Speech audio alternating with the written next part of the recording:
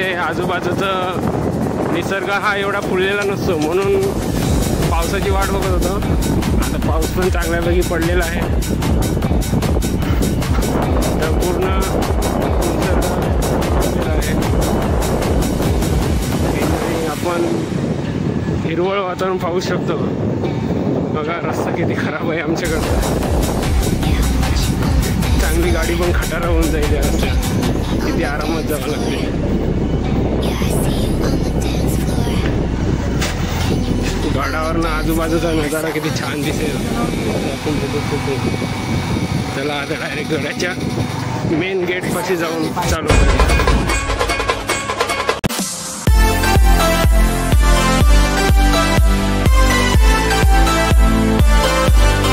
Main road आहे त्या गेटच्या पलीकडे, तिकडून सरळ आतमध्ये जायचं आहे. फक्त 5 मिनिटाचं चालणं आहे आपल्याला गडाच्या पायथ्या मेन गेटपाशी पोचण्यासाठी. जास्त काय अडथळ असा म्हणजे चढण्यासाठी मुश्किल असा किल्ला नाही मिळत तेव्हा. इझिली गाडी देखील जाते, पण आज पाऊस पडल्यामुळे रस्ता थोडा घासून गेलेला आहे. आपले रोजचा माणूस जय भाऊ. चला आता पुढे जाऊया, पुढे भेटू. हा पाहू शकता श्री भवानी गणेश्वर शिव मंदिर. आजूबाजूची तटबंदी पाहू शकता किती जाड. अंदाजे 10 ते 15 फूट रुंद अशी तटबंदी उभारली आहे चारी बाजूला. इकडे आपलं प्राचीन शिव मंदिर आहे. ते गड बांधण्याच्या काळातच बांधलेलं होतं, पण त्याचा जीर्णोद्धार केला न आज त्याला जतन केलं जात आहे. महाशिवरात्रीला इकडे मोठा यात्रोत्सव देखील भरतो. भाविकांची खूप गर्दी जमली जाते इकडे. असे होऊ शकता हे कात लावलेले आहे पूर्ण मंदिर बंद करण्यासाठी. वन्य प्राणी आतमध्ये घुसू नये म्हणून दक्षता बाळगली आहे. गडाला लॉक आहे. इकडे देवीची मूर्ती देखील आहे. हा पूर्ण मोठा स्तंभ बघा लॉक लावला आहे म्हणून आपण आतमध्ये नाही जाऊ शकत. आतमध्ये प्राचीन शिव मंदिर देखील आहे. बघू शकता गणेशाची मूर्ती, बजरंगबलीची मूर्ती, इकडे साईबाबाची मूर्ती. इकडे छोटासा आपण पाहू शकता दरवाजा. ते कार्तिक स्वामीचं मंदिर आहे. ते फक्त ना फक्त वर्षातनं एकदाच ओपन होते दर्शनासाठी, नाही तर वर्षभर हे बंदच असतं. प्रत्येक गडावर कुत्रा दिसतोच. त्याची पिल्लं देखील आहेत. लहान मुलांसाठी खेळण्यासाठी पाळणे, सिसो, घसरगुंडी सगळी व्यवस्था केलेली आहे इकडच्या लोकांनी. जर आपण याची तटबंदी पाहिली गेली ना, फक्त दगडावर दगड रचून तटबंदी केलेली आहे. परंतु इतर गडावर आपण पाहिलं गेलं की त्याच्यामध्ये चुना भरला जातो. पण बाहेरच माहिती वाचली तर यो किल्ला युद्धाच्या प्रसंगात भर पावसामध्ये 2000 मावळ्यांनी बांधला होता. महाराजांचे किल्ले राखणं का गरजेचं आहे ते तुम्हाला सांगतो. की कदाचित तुम्हाला असं वाटेल की यार किल्ले एवढे तुटायला वगैरे आले, आपण करून करून किती काय करणार आहेत. आज जी माणसं करतात ना किल्ले संवर्धन, ते आजसाठी नाही करत आहेत. ते तुम्हाला कळायला पाहिजे, आपल्या पुढच्या पिढीला कळायला पाहिजे महाराज कोण होते. छत्रपती शिवाजी महाराज, छत्रपती संभाजी महाराज, त्यांचे मावळे काय होते. जर महाराजच नसते तर काहीच नसतं रे. आणि सत्य आणि हे एक्सेप्ट करण्याची गरज नाही, हे सत्यच आहे. जर छत्रपती शिवाजी महाराज आणि छत्रपती संभाजी महाराज नसते तर आज आपण इथे नसतो. हे सुंदर जे लाईफ आपल्याला भेटलंय, जी आपली मजा करायला आपल्याला मिळते, ती कुठल्याच व्यक्तीला मिळाली नसती. हे खरंय. आणि इथे कुठली जात मध्ये नाही. महाराज आपले सगळ्यांचे, महाराजांनी सगळ्यांसाठी केले. साफसफाई देखील केलेली आहे. असं नव्हतं. हे पहारेकरांसाठी देवडे आहेत. पुढे जाऊन बाले किल्ल्यात देखील आपण प्रवेश करू शकतो. इकडे पायऱ्या होत्या, आज देखील तुटक्या अवस्थेत पायऱ्या इकडे दिसतात. तटबंदी पाहू शकतात.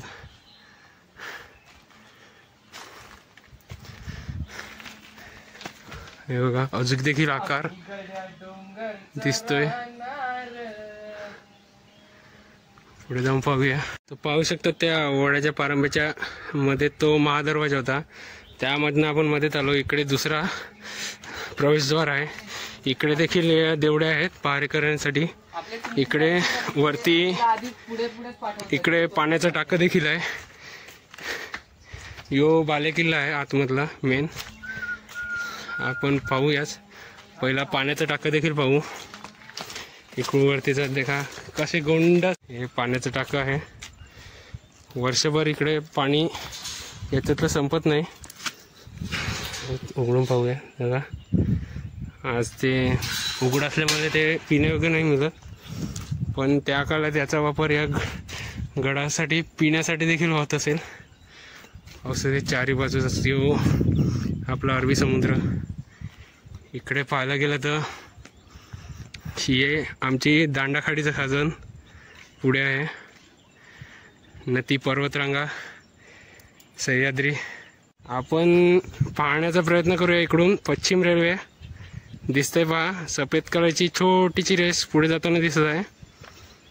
पश्चिम रेल्वे केळवा रोड स्टेशन. म्हणजे इकडून 14 ते 15 किलोमीटरचा एरिया सर्कलमध्ये पूर्ण वर लक्ष ठेवण्यासाठी हा किल्ला खास का निवडला गेला असेल तुम्ही समजू शकता. महाराजांनी सगळ्यांसाठी केले, निस्वार्थीपणे केले. तर ते नसते तर मुघलांनी आपल्यावरती राज्य केलं असतं भावांनो, आणि आपलं तर काय भविष्य असतं हेच आपल्याला कळलं नसतं. त्यांनी जे टिकवून ठेवलंय ते आपल्याला जोपासायचं आहे फक्त. पुढे एक गुफा आहे, ती दाखवण्याचा प्रयत्न करतो. बघा काही दिसतंय का. पहिला जाऊया चालत. या किल्ल्याच्या प्रवेशद्वाराच्या फार ऑपोजिटला शेवटला आहे ती देखील खाली आहे. यो पूर्ण मेन बाले किल्ला तो देखील कव्हर करूया पुढे जाऊ.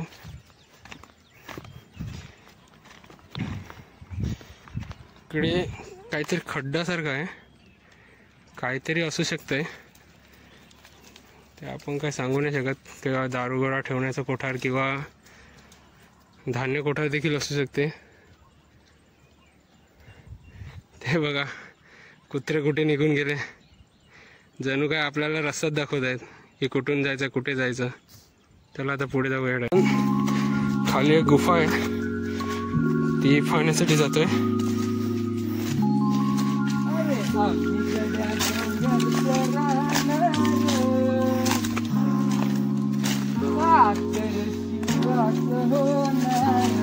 पाहूयात काय आहे काय नाही. हे बघा काळ्या दगडात कोरलेली गुफा आहे. दरवाजा बंद आहे, तरी ते खोलून पाहूयात काय दिसत.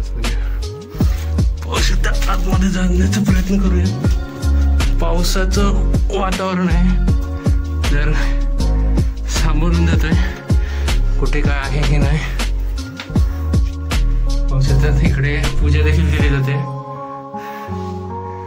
जर पाहायला गेलं ना आहे वटवाकुल आहे. हे नीटरे उडू नको बाबा हे मना खात.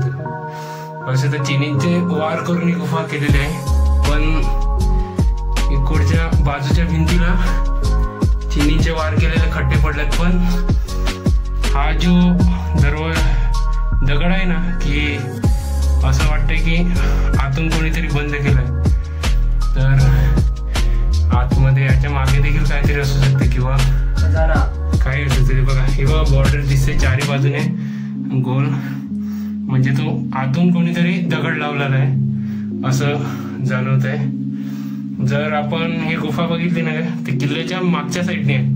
म्हणजे इकडच्या लोक सांगतात की गुफा दुसऱ्या किल्ल्याला जाऊन देखील भेटते, किंवा आपल्या अंदाजे आपण सांगू शकतो की किल्ल्याचा चोरवाट देखील असू शकते. म्हणजे गडावर कोणी आक्रमण केलं किंवा त्याच्यावर कोणी ताब्यात घेतलं तर गडावरील लोकांना निघण्यासाठी एक चोरवाट देखील असते, ती वाट देखील असू शकते. पण आपल्याला नक्की काय माहिती नाही की नक्की कशासाठी आहे काय आहे. इकडे थोडी भीती देखील वाटते की पावसाचा सीझन आहे तर काय निघू शकते. बघा बेड का देखील बसलाय, निवांत बसलाय. यो कोण आला सांगेन मला सत्वाला. ठीक आहे, याला त्याच्या अवस्थेत राहून द्या. बाबा तू पण झोप, मी जातोय. चला जेव्हा येतो त्याला आता बाहेर जाऊया. जाम गरम होतं याच्यात. आता परत जसं होतं तसं बंद करून ठेवतो. तर आता परत पुन्हा गडावर जाऊया. गडावची पश्चिम दिशेवरील नजारा पाहूया, जो म्हणजे आपला अरबी समुद्र. त्याच्यावर खास नजर ठेवण्यासाठी किंवा इकडचा दळणवळण आहे म्हणजे वाहतुकीवर लक्ष ठेवण्यासाठी या किल्ल्याचा वापर केला गेला असावा. आपण ती साईड देखील पाहूया. आपण पूर्वे साईडला पहिलीच आहे की पश्चिम रेल्वे. आता आपला अरबी समुद्र पाहूया. बहुसे तटबंदी कशी आहे, लाल दगड लाल मातीने भरून. इकडून बाण मारले जात किंवा उकळतं तेल दुश्मनाच्या डोक्यावर टाकलं जात असेल.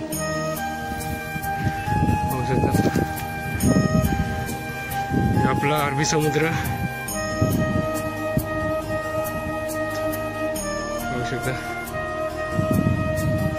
इकडं पेडवण, कोरा, उसरणी, हे माझं गाव दांडाखाडी आणि त्याच्या पलीकडे केळवा बीच. तिकडून आलो आपला बालेकिल्ला. तटबंदी पाहू शकता किती उंचावर आहे.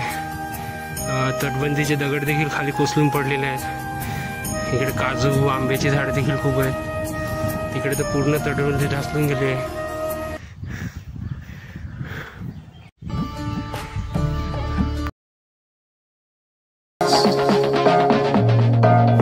Beyond space, beyond time, give me a fire, clear my mind, tale of love, so divine. You are human, just like now. I can see it in the dark. Take my hand and bring me back. की मम्मीचा phone आलेला आहे, त्याला मम्मीने घ्यायला बोलवलेला आहे. ठीक आहे. हा माझं स्वराज्य माझ्या महाराजांनी माझ्यासाठी उभारला. जर महाराज नसते तर भविष्य काही वेगळंच असतं. पण पाहू शकतात ना, जेव्हा आपण स्वतंत्रपणे आज हिंदू म्हणून वावरतो, तो आज कुठे विसरून पडलो असतो जर महाराज नसते तर. ते आपण इमॅजिनच नाही करू शकत ना की जर महाराज नसते, स्वराज्य नसतं तर आपलं अस्तित्व काय असतं. असं गडकोट पाहायला आलो ना तरच महाराज काय होते आणि ते काय करून गेले ते आपण बघू शकतो.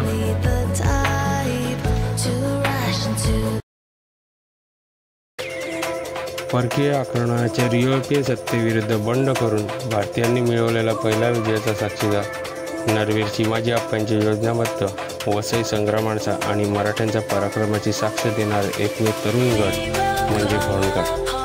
ऐतिहासिक संदर्भानुसार भर पावसाळ्यात जुलै इसवी सन 1738 साली भवनगड या दुर्गाची निर्मिती करण्यात आली.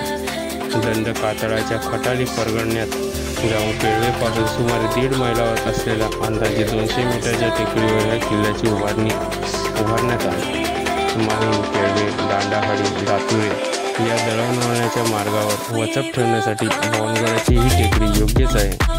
एडवण, कोरे, मथाने, पोर्तुगीज वखारी, दांडाखाडी व केळवे प्रांतातील होणाऱ्या सैनिकीय हालचालीवर नजर ठेवणे व या मार्गातून जाणारी पोर्तुगीज सैन्याची रसद मोडणे हा या गडाच्या बांधणीचा मुख्य हेतू होता. भवनगडाच्या वास्तव क्षेत्रात गडाची लांबी 128 फूट व रुंदी 70 फूट असून गडात 7 बुरुज, 1 बालेकिल्ला, धान्य कोठार, ऋषींचे स्थान, 1 पाण्याचे टाके, भक्कम तटबंदी यांचा समावेश होतो.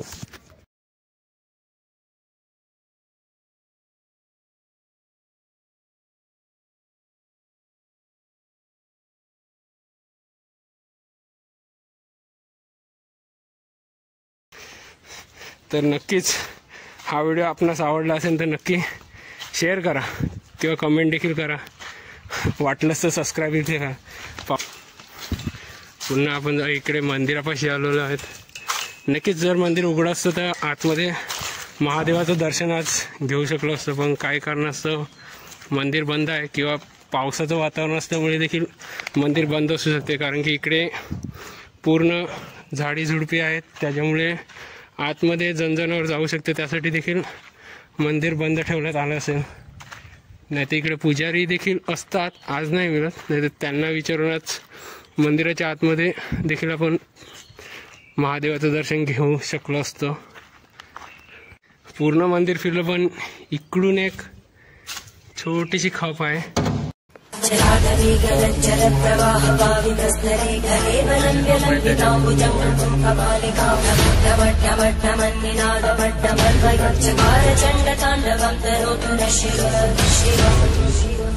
प्रतिमा देखील पाहू शकता, मंदिर देखील आहे, त्याच्यात पान बेलपत्र चढवलं.